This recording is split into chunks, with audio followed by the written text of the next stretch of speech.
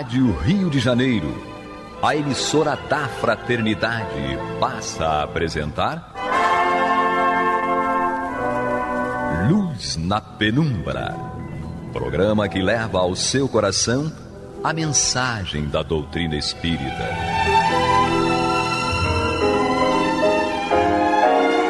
E agora, com vocês, Aloísio Guigino, Fátima Miranda e Eduardo Araújo, para o estudo da obra O que é o Espiritismo, de Allan Kardec. Nossos abraços, amigos ouvintes da Rádio Rio de Janeiro, emissora da Fraternidade. Estamos aqui, emissora da família espírita. Estamos aqui mais uma vez reunidos, eu, Aloísio, comigo, Eduardo Araújo, e ela... Maria de Fátima Miranda. Para darmos continuidade a essa nossa conversa a respeito desse livro, O que é o Espiritismo, onde nós estamos no capítulo 2, Noções Elementares de Espiritismo, e hoje nós entramos no item 23, que diz assim, Kardec faz a seguinte colocação: o que faz nascer na mente de muitas pessoas a dúvida sobre a possibilidade das comunicações de além-túmulo é a ideia falsa que fazem do estado da alma depois da morte.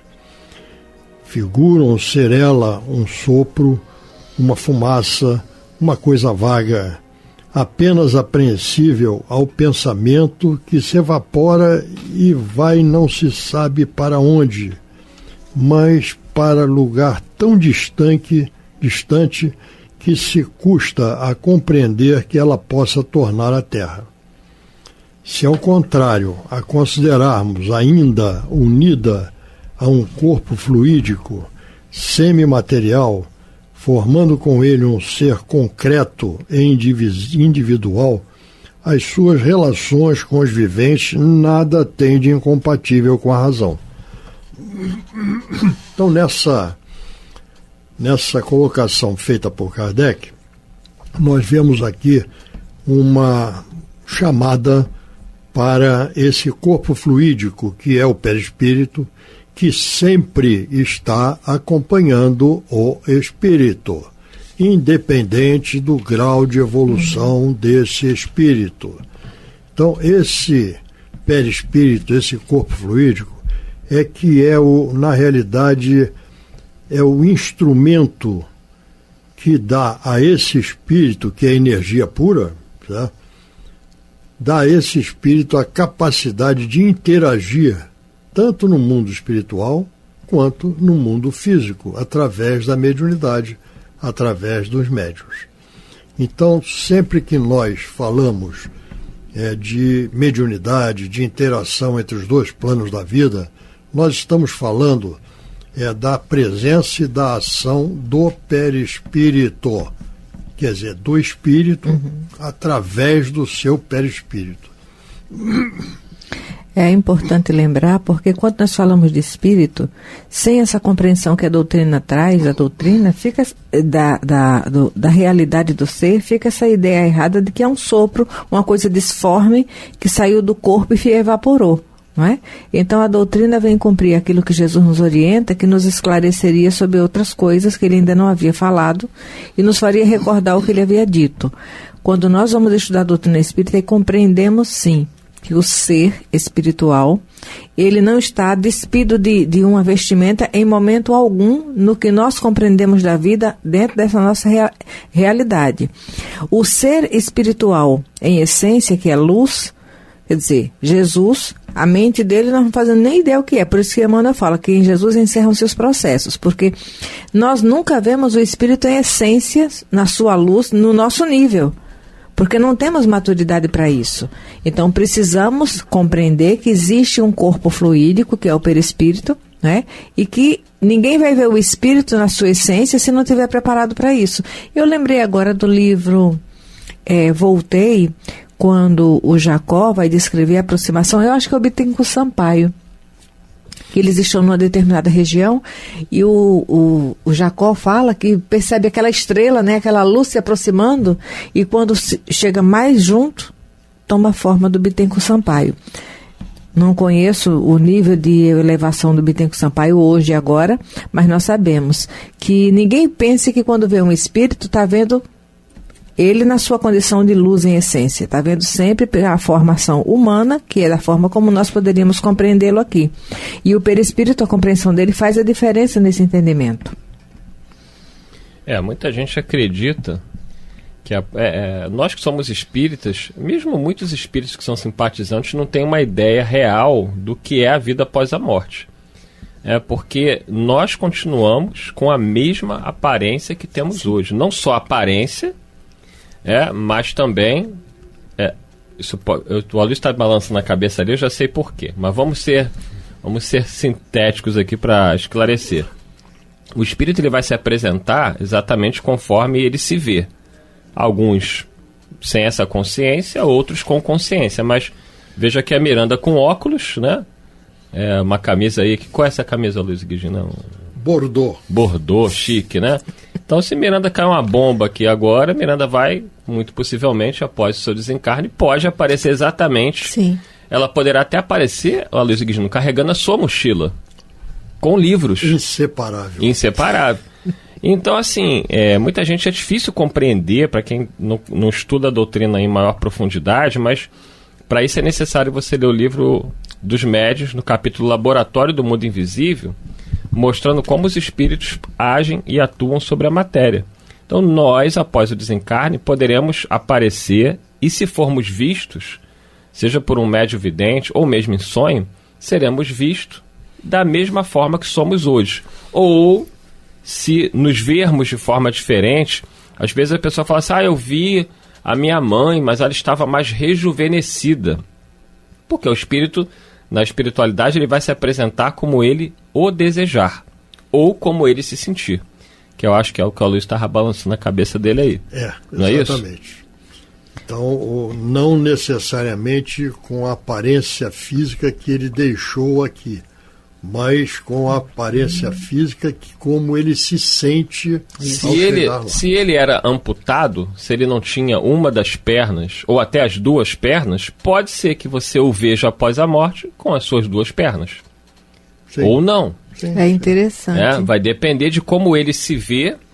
Porque ele não tinha as pernas fisicamente. Fisicamente, exatamente. Mas não espiritualmente. Né? Aí o ouvinte está se perguntando, mas como é que pode, se ele não tinha perna, ele vai aparecer com a perna? Porque o perispírito, que é esse corpo espiritual, ele vai obedecer à vontade da mente. Se você se vê com as duas pernas, automaticamente ele vai reproduzir é uma coisa interessante que você está falando isso, e me veio à mente aqui uma situação. Existem muitos amputados, por exemplo, você falou da perna, né? Que sentem como se tivesse uma dor no dedo do pé. Que não existe mais. Que não existe mais. Até coceira. Coceira no dedo do pé que não existe mais. Uma impressão mental. A impressão que ele tem é essa, por quê? Porque o perispírito dele é que reteve essa sensação e transmite ao espírito. Então, quem sente é o espírito.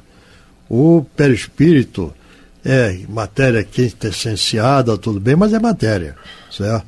E quem pensa é o espírito. Tanto é matéria que há espíritos que se materializam e nós podemos tocá-los. O Gerson Simões Monteiro citou aqui algumas vezes na rádio, nesses microfones, as histórias das reuniões que ele participou. E numa das reuniões, acho que foi um neto dele que se materializou e abraçou ele abraçou o neto, mas só como ele ficou muito emocionado, o fenômeno teve que cessar por causa da emoção dele, que poderia prejudicar, inclusive, o espírito. Então, assim, nós podemos não só ver o espírito, como até abraçá-lo, no caso de uma materialização. Evidente que isso não é uma coisa simples, que não sai acontecendo por aí. As reuniões de materialização hoje em dia, elas são muito mais voltadas para tratamentos de saúde. Não tem reuniões desse tipo, até porque envolvem muitos riscos ao médium que doa a energia, o ectoplasma, né? Então, essa questão de materialização sempre desperta uma curiosidade muito grande, né? E nós vemos o seguinte, o que é a materialização de um espírito?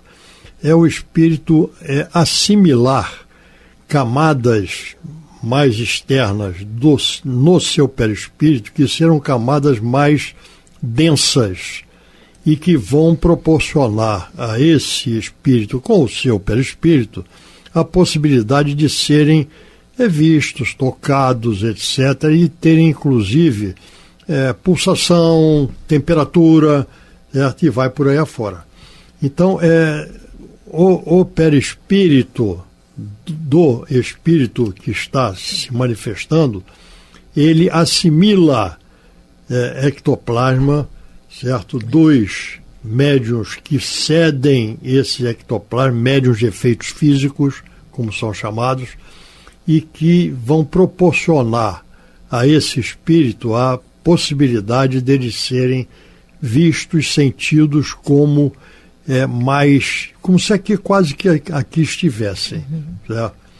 Então essa em resumo, em síntese, lógico que o processo é mais delicado do que isso que nós estamos falando aqui, mas em resumo, em síntese, é isso que ocorre. Então o perispírito, a gente diz, se materializou. Não, ele assimilou camadas no seu perispírito mais densas que vão proporcionar que ele seja percebido. Vocês estavam falando, eu lembrei de Jesus quando ele diz assim: brilha a vossa luz. O olhar de Jesus para nós transcende muito tudo, porque ele não nos via nessa situação que nós nos apresentamos. É nisso que, olhando Madalena, ele enxergava o potencial divino dela, não é? E os espíritos dizem que Jesus tinha um olhar de raio-x, porque ele escaneia a nossa alma, mas ele vê a nossa essência, que é a luz. Eu diria que é olhar de raio Y, né? Porque na realidade ele via o espírito que ali estava. É isso aí, gostei do raio Y. Não é? É isso aí. Muito bem. Vamos em frente? Vamos nós. Item 24. Miranda. Vamos lá. Vivendo o mundo invisível no meio do visível, com o qual está em contato perpétuo, dá em resultado uma incessante reação de cada um deles sobre o outro.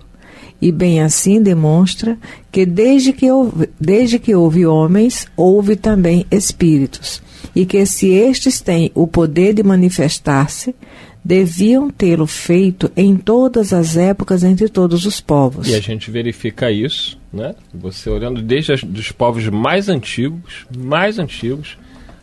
naquela linguagem que eles usavam lá nas pedras, os desenhos, já tinha a crença da comunicação entre vivos e mortos.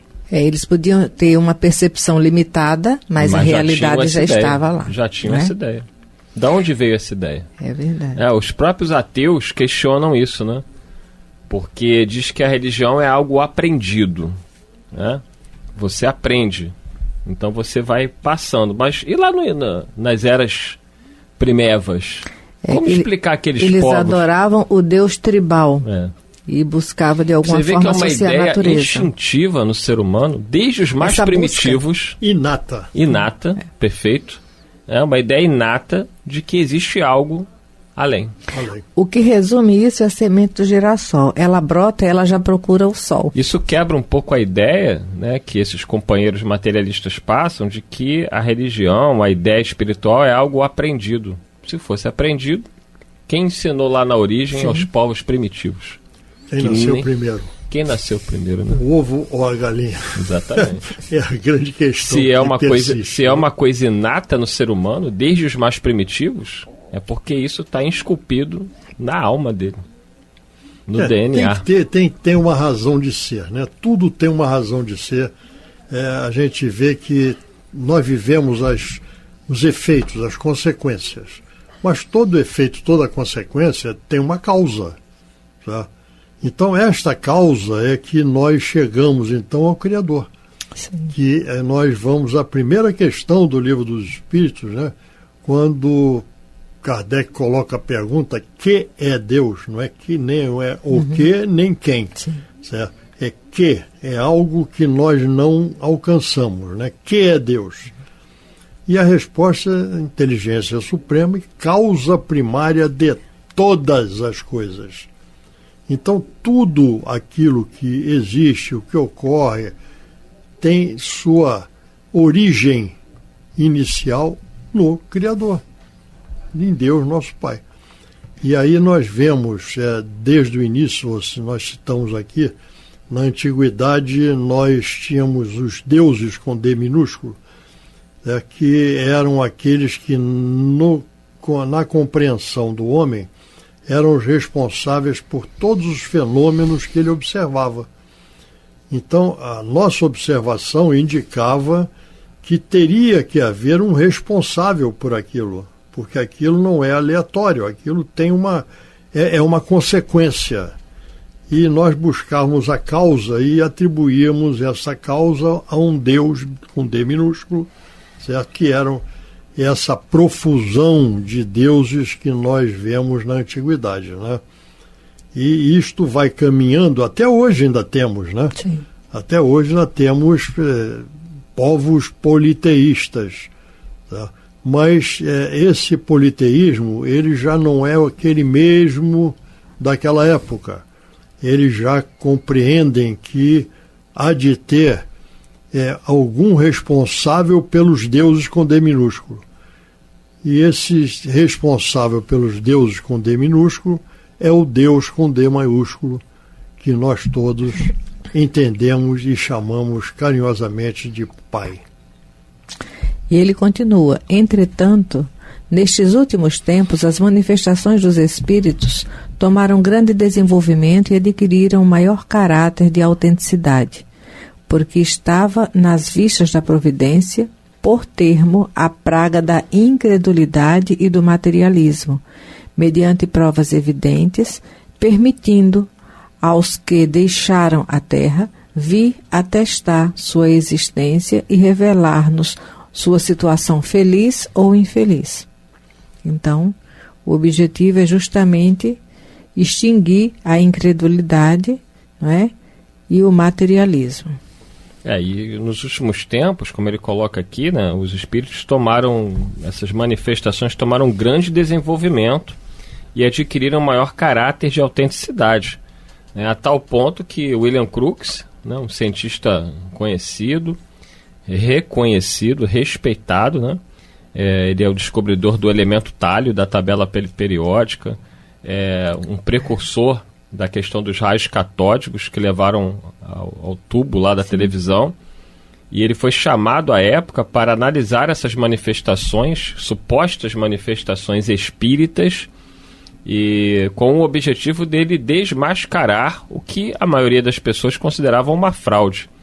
William Crookes não só pôde constatar com seus próprios olhos e com metodologia científica, está publicada aí no livro Fatos Espíritas, onde ele fotografou o espírito materializado da Kate King, tirou moldes de parafina, ele fez tudo o que tinha que fazer na presença de outros cientistas. E ao final ele se declara dizendo que aquilo não só era possível, como ele dizia que aquilo era real, né? E chocando a comunidade científica à época. A tal ponto que o nome de William Crookes ele é citado nas universidades ainda hoje em dia, mas eles omitem essa parte da história de William Crookes. Eles não tocam nesse assunto. Não tem como fugir dele, porque o camarada marcou.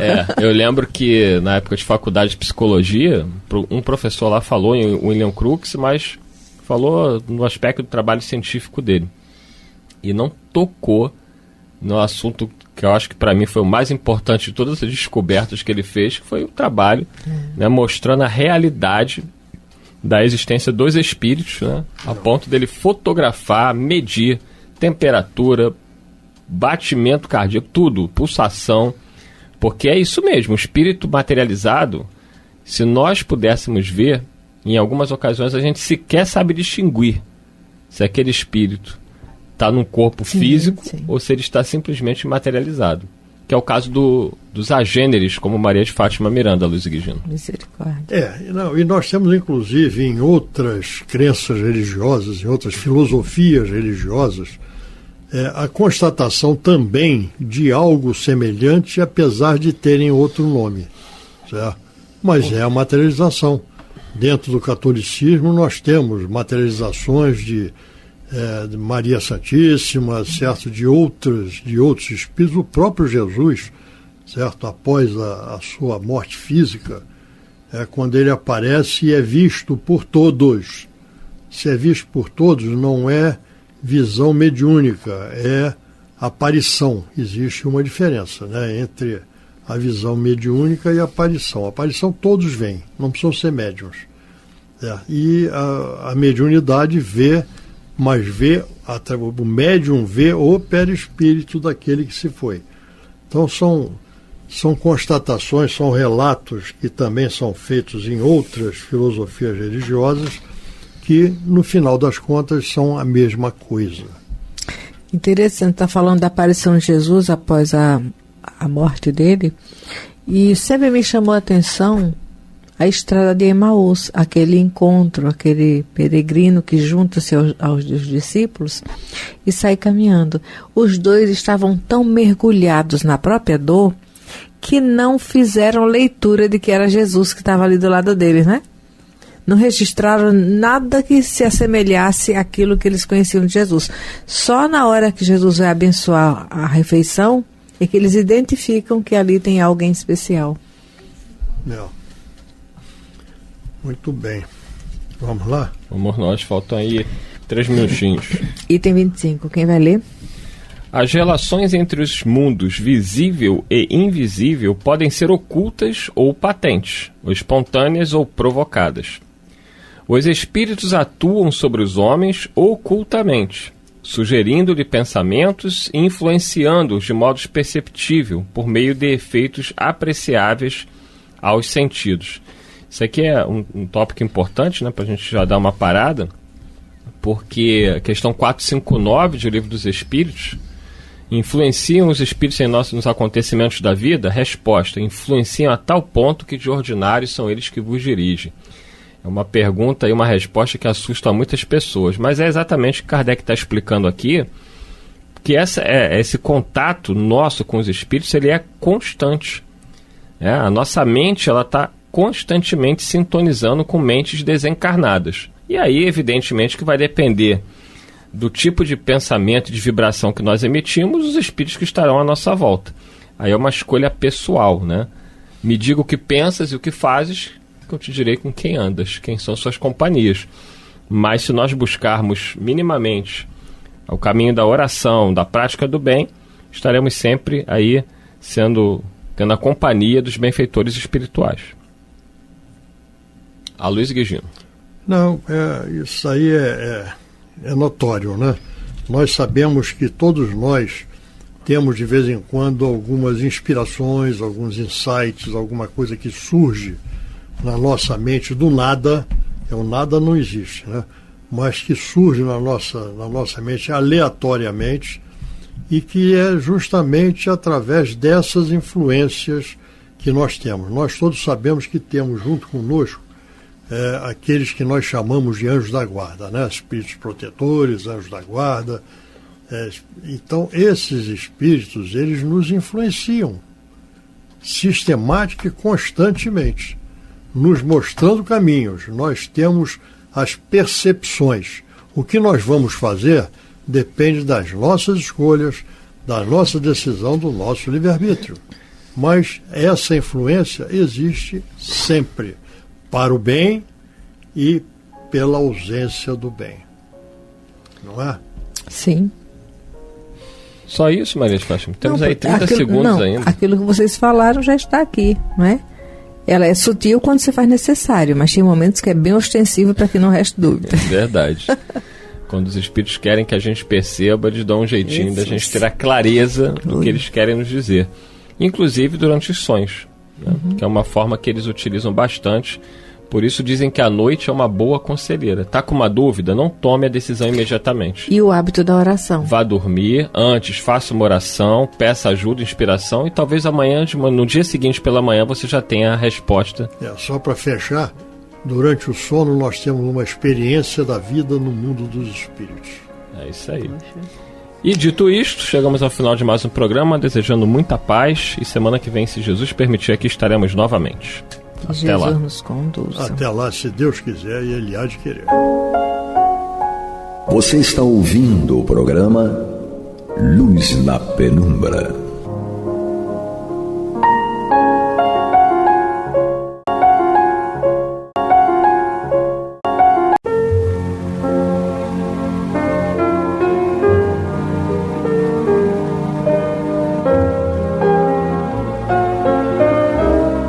A Rádio Rio de Janeiro está levando ao seu lar e ao seu coração a mensagem consoladora da doutrina espírita, através do programa Luz na Penumbra. E agora com vocês, Bill Fabiano e Renato Souza, para comentar os textos da Revista Espírita de Allan Kardec no período de 1859 a 1869.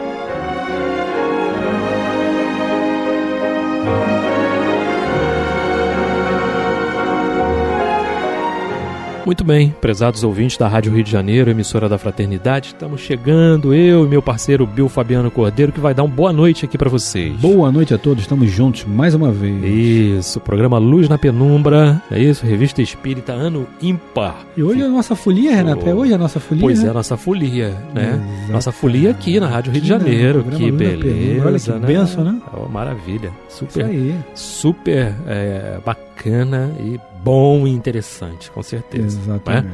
Sobretudo Então, nesse momento, nessa época do ano, né, Renato? Sem dúvida, né? Tudo posso, mas nem tudo me convém. Exatamente. Né? Então é só, não que não possa se divertir, não. Pode. Vai lá, se Deve diverte, se divertir, né? você deve fazer isso. Sim, não é?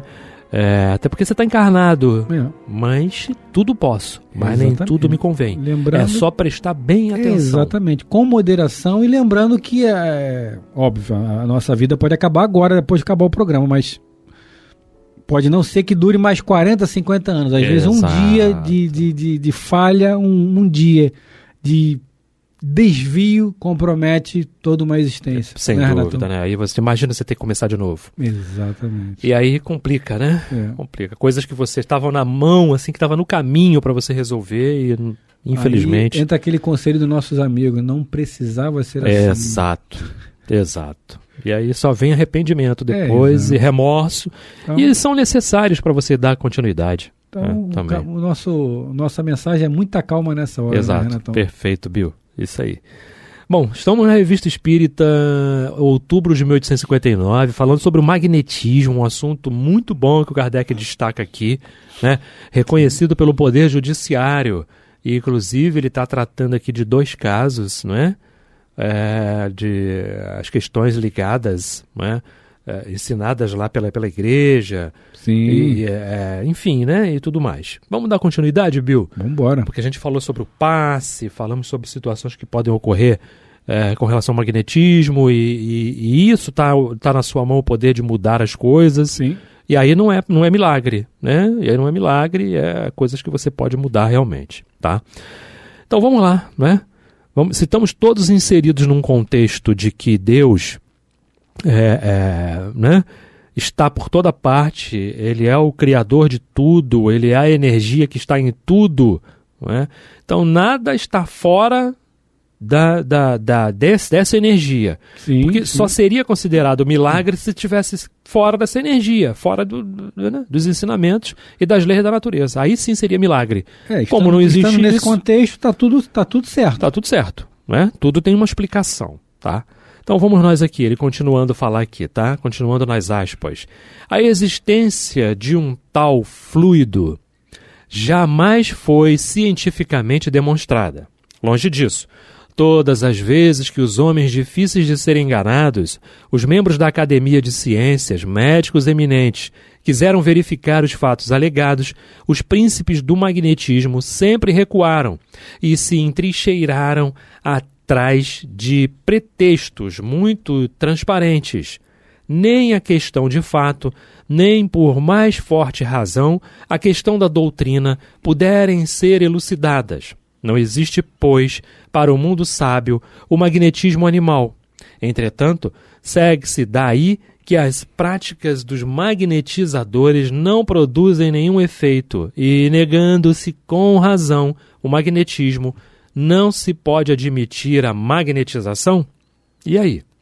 Ele fala de uma coisa aqui, não existe magnetismo animal. Meu corpo físico, ele é um corpo animal, né? Que ele sofre esses efeitos para que ele tenha vida. Animalizado. Né? Material. Então, o fluido que vem, né, do mundo espiritual passa pelo meu e vai para onde tem que ir. Sim. Né, para onde eu estou direcionando. Então, vamos ver mais para frente aqui o que ele está dizendo, sim, né, sim, Bill? Sim. Vamos ver. Estou convencido de que, se as imaginações nervosas impressionáveis forem todos os dias movimentadas por maneiras das quais se tratam, será nelas mesmas que será necessário ver os fenômenos que se apresentem, e não numa espécie de irradiação da parte do experimentador. Essa explicação se aplicaria no caso de Jourdain, se os ataques que seguiram a primeira, na suposição de serem determinados pela magnetização, tivessem se espaçado e enfraquecido.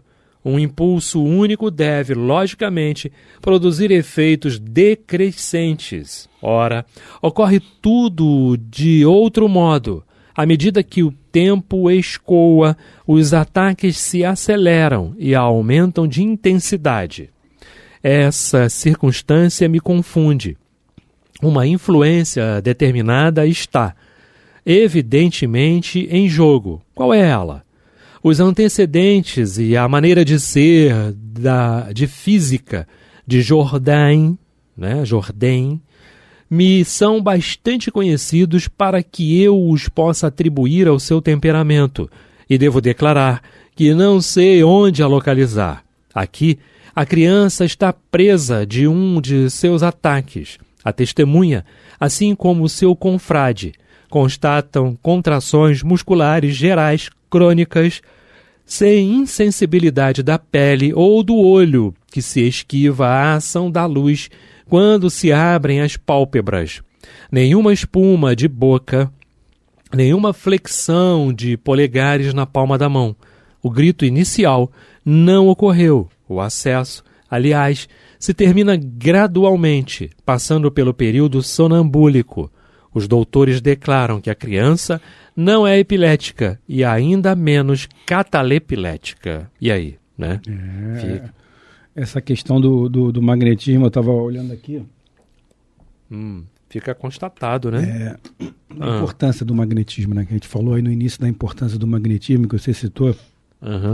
Lá na Revista Espírita de 1867, novembro de 1867, que também é nossa, né?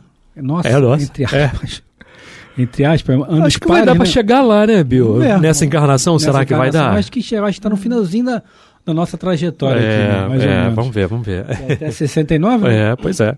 Enfim, Kardec diz o seguinte: o magnetismo e o espiritismo se dão a mão. São duas partes de um mesmo todo. Dois ramos de uma mesma ciência que se completam e se explicam uma pela outra. Dar crédito ao magnetismo é dar crédito ao espiritismo e de forma recíproca um ao outro. Exato. Falar de um ou falar de outro é falar dos dois. É falar dos dois. Daí a importância do magnetismo, né, Exato. Renato? Para a nossa doutrina, para o nosso real entendimento da doutrina, né, para a gente saber estudar sobre o magnetismo, como você falou no programa passado, né, do passe, né, que a pessoa recebeu e desmaiou. Isso é magnetismo puro, isso é energia em movimento, é o pensamento também, é tudo isso, está tudo junto e misturado, né, Renato? Perfeito.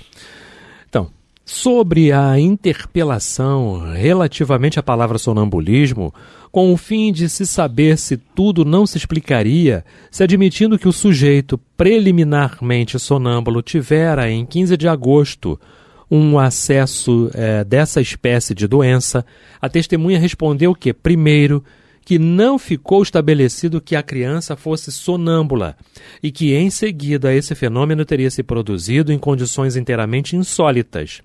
Em lugar de chegar à noite, no meio do sono natural, viera em pleno meio-dia e em plena vigília.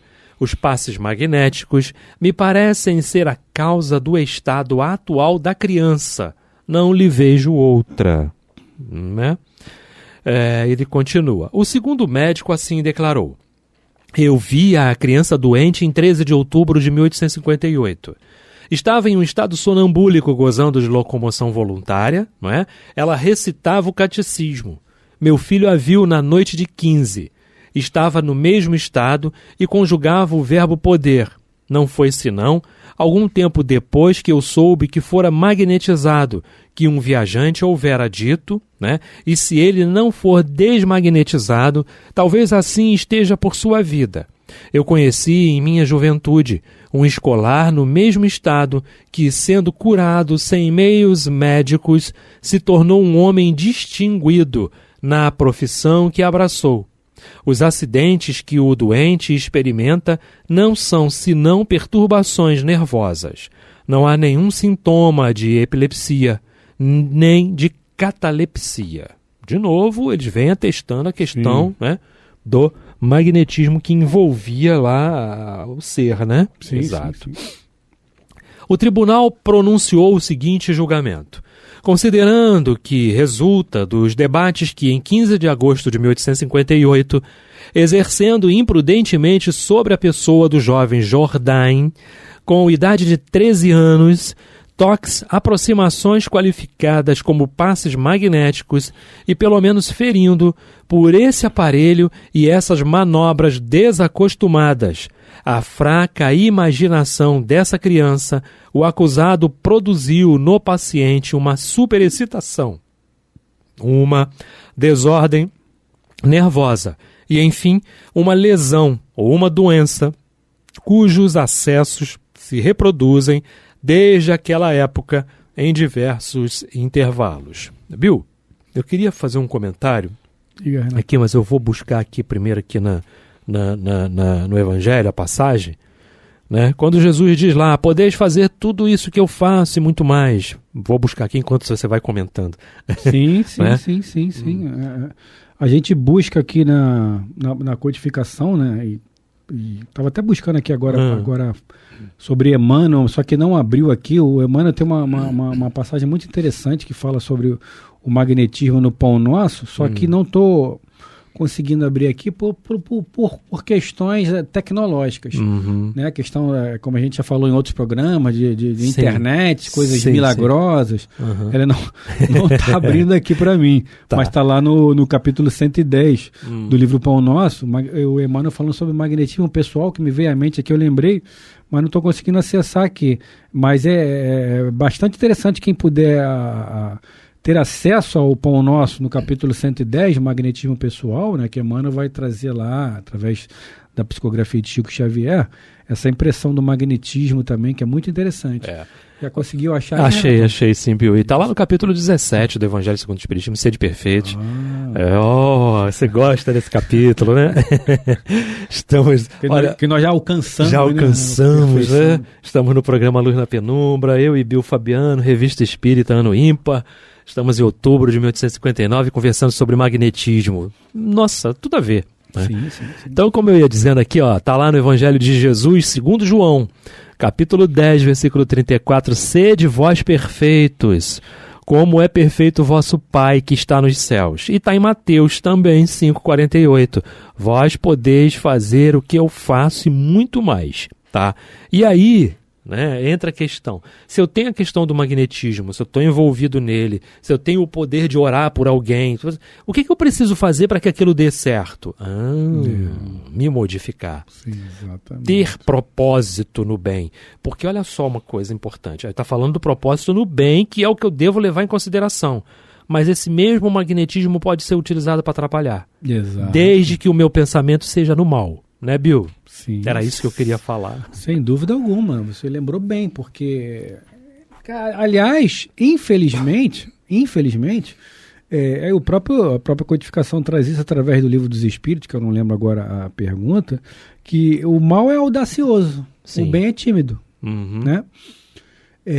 Até a questão do magnetismo, porque a pessoa que se propõe a fazer o bem, que é o nosso caso, nem sempre a gente consegue fazer o bem pela nossa ignorância mesmo. Às vezes a gente está mal, né? Está com a vibração baixa, a gente acaba fiquei chateado com o Renato, eu já abri brecha, né? O Renato ficou chateado comigo, já abre uma brecha. Então nem sempre a gente consegue, através da vibração, do nosso magnetismo pessoal, ajudar. Mas o mal, ele simplesmente vai e faz. Exato. Né? O magnetismo da pessoa que vibra no mal ainda está definido. É um magnetismo ruim, pesado para aquilo ali. Não que a pessoa esteja definitivamente condenada. Obviamente a gente sabe que não. No momento em que ela startar, né, abrir os olhos, ela vai virar a chave e vai começar a caminhar no bem. Mas enquanto ela está caminhando no mal, nas trilhas do mal, né, Renato?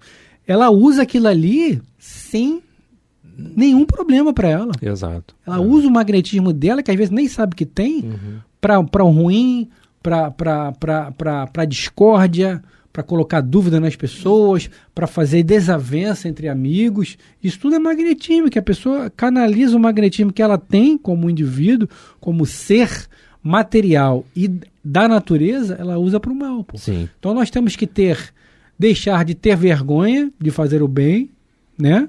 Deixar de ter vergonha, botar a cara realmente para fazer o bem, para falar de Jesus, para falar da nossa doutrina, sem medo, sem dúvida se vão gostar ou não. Ah, mas ele pode ser evangélico ou ele pode ser católico. Não importa, pô.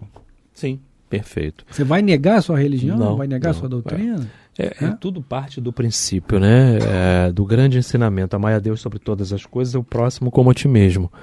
E aí, é a aliança com Deus que você tem que ter. Não é? Para se modificar, para melhorar. Nós temos esse poder nas nossas mãos, não é? E o outro só entra naquela sintonia, só entra naquela esfera se ele tiver sintonia com aquilo. Daí as explicações para tudo aquilo. Poxa, macumba pega? Não é? Fizeram um trabalho para mim. Tinha feito até Nossa, podem fazer. Fizeram um trabalho para mim. Se você tem magnetismo com aquilo. O magnetismo tá com o teu endereço. Aí vai chegar. Não é? E aí essa questão que é importante que a gente precisa entender. Não é? Fizeram, deixa para lá. Se você não tem nada a ver com aquilo, deixa quieto. Não é? E falando especificamente do médium, porque essa questão do magnetismo não é só inerente ao médium trabalhador, não. É o médium que não trabalha. Sim. Porque mediunidade também não é exclusivo do espiritismo. Exatamente. Não é? E todos somos médios em um grau qualquer. Exato, né? Exato. E aí, se tratando do médium especificamente, médium atuante, não é? Trabalhador de uma casa espírita. Ou o médium que tem justamente, né, a missão, né, ali e tudo, enfim, a questão que ele tem que realmente, ostensivamente, né, e tudo mais.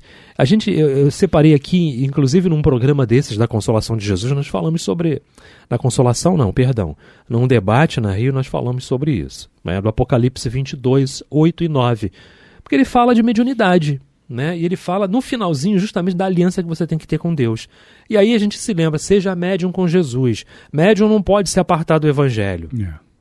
Não pode. Ninguém pode se apartar do Evangelho. Não é só, principalmente o médium. Exatamente. Ninguém pode. E lá em Apocalipse 22, 8, 9 diz assim: e eu, João, sou aquele que vi e ouvi estas coisas. Opa, isso é mediunidade. Exatamente. Né?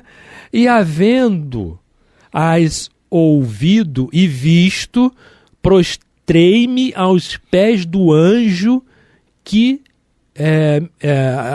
mostrava, né, para adorar, tá? E disse-me: olha, não faças tal, porque eu sou conservo teu e teus irmãos, os profetas, e dos que guardam as palavras deste livro. Adora a Deus. Olha a aliança que você tem que ter com o bem, né? E exaltar o bem. Não é, Bill? E a grande questão é o fechamento que você faz, né? Falando na gíria, é o fechamento. Exato. Porque aí eu lembrei, como você falava, de Madre Teresa, quando ela diz que, afinal das contas, é entre você e Deus. E lembrei também da perguntinha que Jesus fez para Francisco de Assis. Você está aqui para agradar ao servo ou ao Senhor? Para servir, perdão. Você quer servir ao servo ou ao Senhor? Ou ao Senhor. Nós queremos servir a quem? Graças a Deus a doutrina espírita não tem padres, pastores. O único pastor é um só, é Jesus. É Jesus, né? E isso já denota uma situação em que a gente pode ficar tranquilo, aspas, no que eu vou falar, né? Tranquilo, a gente tem que estar sempre, não estar tranquilo, tem que estar vigilante. Mas se a gente seguir as orientações de quem? Eu tô indo lá na casa espírita porque eu adoro seguir as orientações do Renato ou do Bill. Vai se lascar. Vai se atrasar, porque o Bill e o Renato são falhos. Sim. Né, Renato? Ainda. Agora, Jesus, e o Kardec fala isso, se eu não me engano, no prefácio do Evangelho. Eu acho que é o prefácio do Evangelho que ele fala isso. Muitas controvérsias há daquilo que Jesus trouxe, como os milagres. Vou até procurar aqui. Os milagres, coisas parecidas. Vamos ver aqui rapidamente se eu consigo achar. Tá. Né? Vamos ver, para falar na íntegra aqui. Porque que ele fala. Não, minto, não é no prefácio, não, na introdução. Tá. Que é o objetivo desta obra. Olha só. Tá. Podem dividir-se em 5 partes as matérias contidas nos evangelhos. Primeiro, os atos comuns da vida do Cristo, os milagres, que a gente está falando aqui, as predições, as palavras do Cristo que foram tomadas pela igreja para fundamento dos seus dogmas e, a última, os ensinos morais. Tá? Aí Kardec vem aqui. As 4 primeiras têm sido objeto de controvérsias. Você pode discutir tudo. Sim. Milagres, não sei o que lá, mas isso e aquilo, você discute. Agora, o ensino moral, meu amigo, não tem conversa. Não tem como. Você vai falar o quê? Mas quando ele diz que é amar a Deus sobre todas as coisas e ao próximo como a ti mesmo, ele quis fazer uma pegadinha. Cara, não tem pegadinha. Não tem. Então, se você seguir aquilo, né, Renato? Não estou seguindo o Renato, não estou seguindo o Bill, ao João Nogueira, a Miranda, o Eduardo. Eu estou seguindo o que o Cristo fala. Meu amigo, não tem como dar errado. Não tem. Vai dar errado o quê?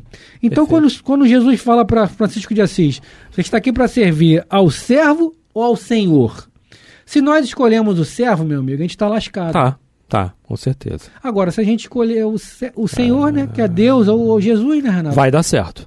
Vai dar no bom. momento certo, vai dar certo. Vai dar bom, não tem como dar errado. Sem dúvida, com certeza. Não é isso, você Renato? falou tudo, Bill. É isso. A parte moral, ela é inquestionável. Incontestável, sem dúvida. Inquestionável. Não tem jeito.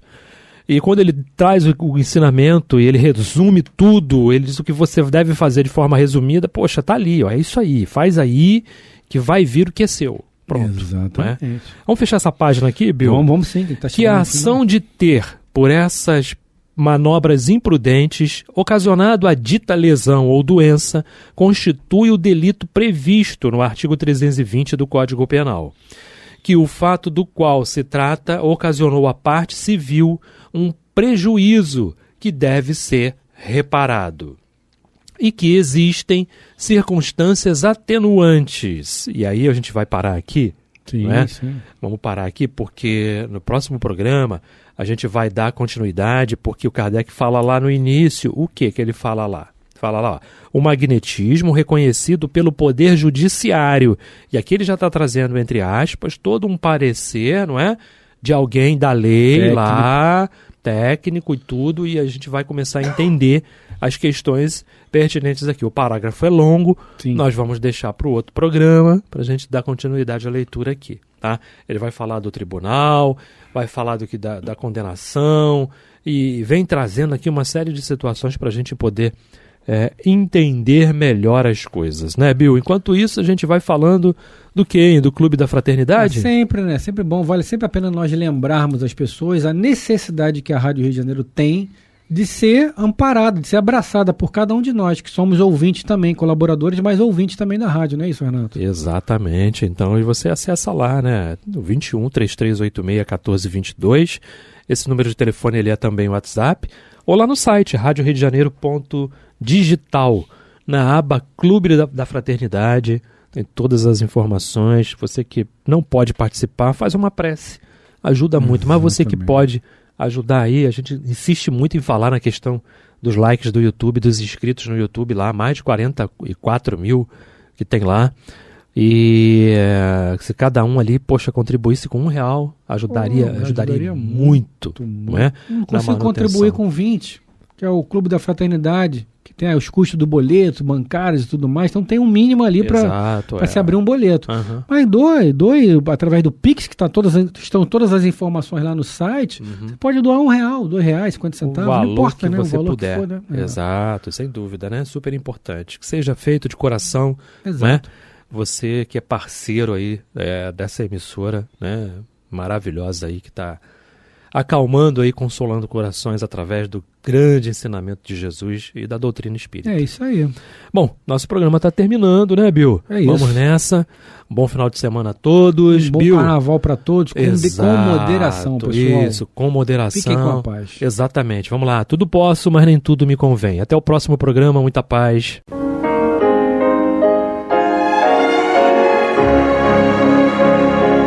E vamos ouvir agora a prece de encerramento de nosso programa, na voz de Geraldo de Aquino.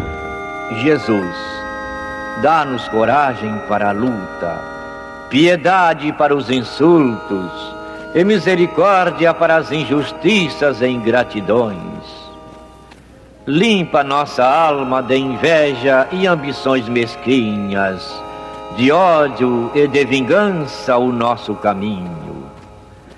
E que dentro em pouco, ao recolher-nos de novo ao calor do nosso leito, para que o sono nos dê a paz e o esquecimento das tristezas humanas, possamos sentir, Senhor, no mais íntimo de nosso ser, a doçura indefinível do Teu amor e a grandeza incomparável da Tua divina presença. Que assim seja.